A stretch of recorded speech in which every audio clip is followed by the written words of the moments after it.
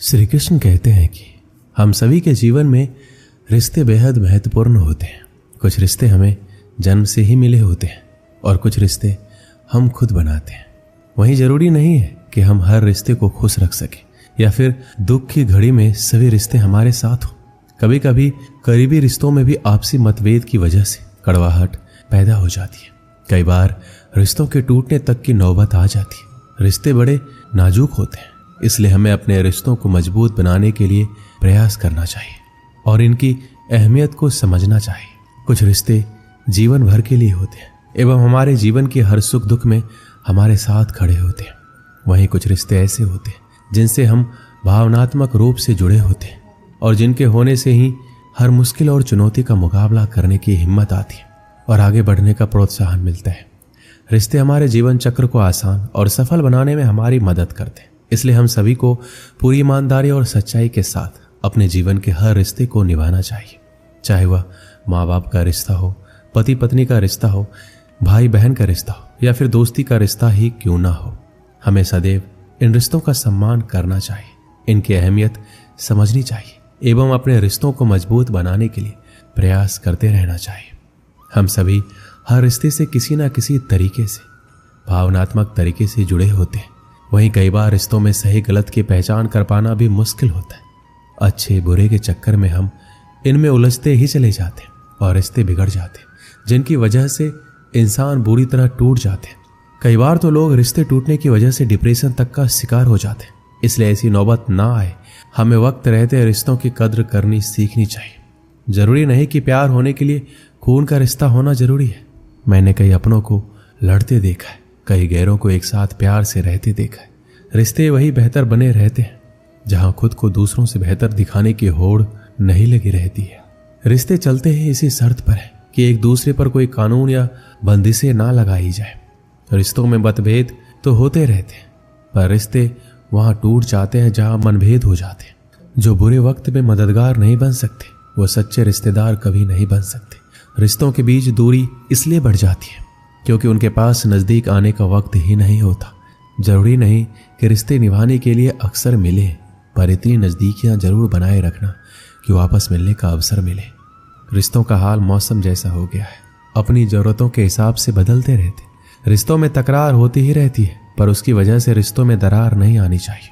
जब बुरा वक्त आता है तब पता चलता है कि कितने रिश्तेदार हैं और कितने सिर्फ जानने वाले। तस्वीर तो झूठ है जिसमें सब साथ खड़े अपने लगते हैं, पर अपने कितने हैं ये हकीकत बताती है। रिश्तों के ताड़ जोड़े रखना चाहते हो तो फोन पर कम और सामने आकर ज्यादा बात किया करो। रिश्तों की अहमियत को कभी पैसों के तराजू से मत तौलना। इस गलती की कई लोग बहुत भारी रकम चुका चुके हैं। फर्क होता है सच्चे रिश्तेदारों और जानने वालों के मिलने में। अपने प्यार से मिलते हैं और जानने वाले मतलब से मिलते हैं। जब भी मिलो किसी अपने से तो प्यार से मिलना। वक्त का कोई भरोसा नहीं, क्या पता ये तुम्हारी आखिरी मुलाकात हो। गैर सा रिश्ता तो कभी कभी अपने भी नहीं निभाते। जो इंसानियत समझ लेते हैं उन्हें रिश्तों की अहमियत समझने में मुश्किल नहीं होती। जो एक दूसरे के मन का भार मिलकर उठाते हैं वही सच्चे रिश्तेदार होते हैं। माँ बाप का अपनापन भी अलग ही होता है। वो अपने बच्चों के बारे में सोचते सोचते अपने बारे में सोचना ही छोड़ देते। अगर हर व्यक्ति अपना व्यवहार सही कर ले तो काफी कम होगा कि उसे रिश्तेदार गले लगा ले। रिश्तों का अर्थ है दो व्यक्ति जो एक दूसरे की मदद करे, ना कि अपना मतलब निकाल कर मतलब ही बन जाए। घर पैसों से चलता है पर एक कुल रिश्तों से चलता है। हर बार साबित करने की कोशिश में आप कुछ साबित नहीं कर पाएंगे। कभी कभी कुछ कहने से चुप रहना ही बेहतर है।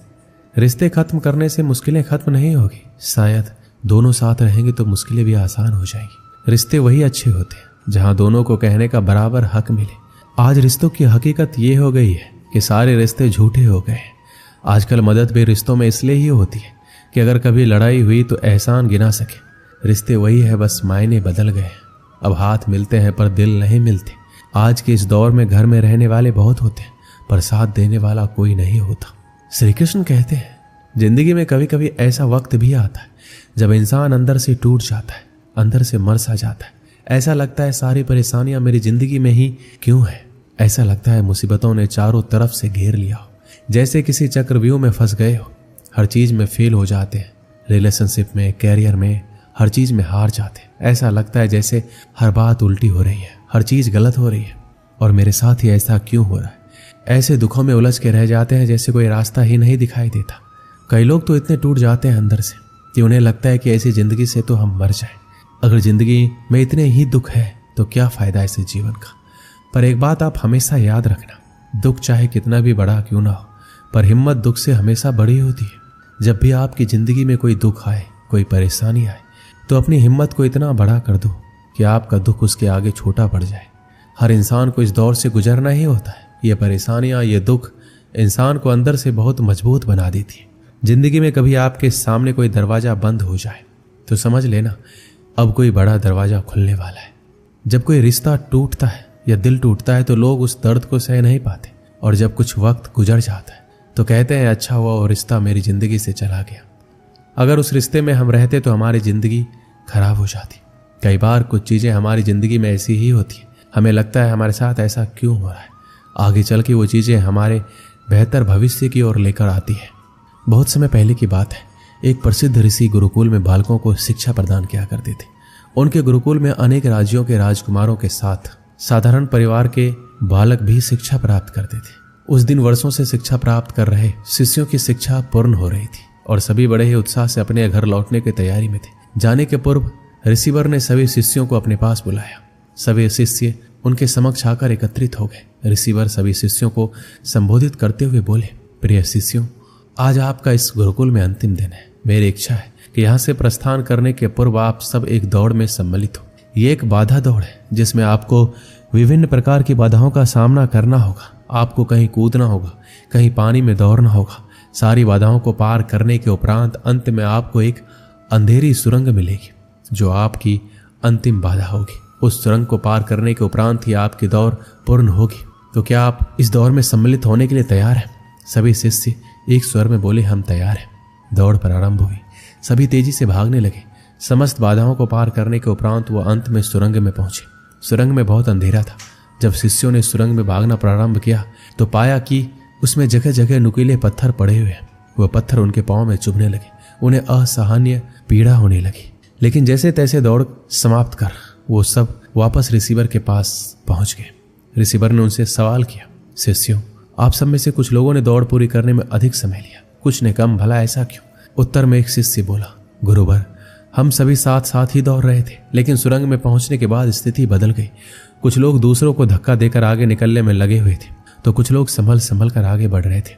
कुछ तो ऐसे भी थे जो मार्ग में पड़े पत्थरों को उठाकर अपनी जेब में रख रहे थे ताकि बाद में आने वाले को कोई पीड़ा ना सहनी पड़े। इसलिए सबने अलग अलग समय पर दौड़ पूरी की। पूरा वृत्तांत सुनने के उपरांत रिसीवर ने आदेश दिया, ठीक है, अब वो लोग सामने आए जिन्होंने मार्ग में से पत्थर उठाए हैं और वो पत्थर मुझे दिखाए। आदेश सुनने के बाद कुछ शिष्य सामने आए और अपनी जेबों से पत्थर निकालने लगे, लेकिन उन्होंने देखा कि जिसे वो पत्थर समझ रहे थे वास्तव में वो बहुमूल्य हीरे थे। सभी आश्चर्यचकित होकर रिसीवर की ओर देखने लगे। मैं जानता हूं कि आप लोग इन हीरों को देखकर अचरज में पड़ गए हैं, रिसीवर बोले। इन हीरों को मैंने ही सुरंग में डाला था। ये हीरे उन शिष्यों को मेरा पुरस्कार है जिन्होंने दूसरों के बारे में सोचा। शिष्यों, यह दौड़ जीवन की भागम भाग को दर्शाती है, जहां हर कोई कुछ न कुछ पाने के लिए भाग रहा है, किंतु अंत में समृद्ध वही होता है जो इस भागम भाग में भी दूसरों के बारे में सोचता है और उनका भला करता है।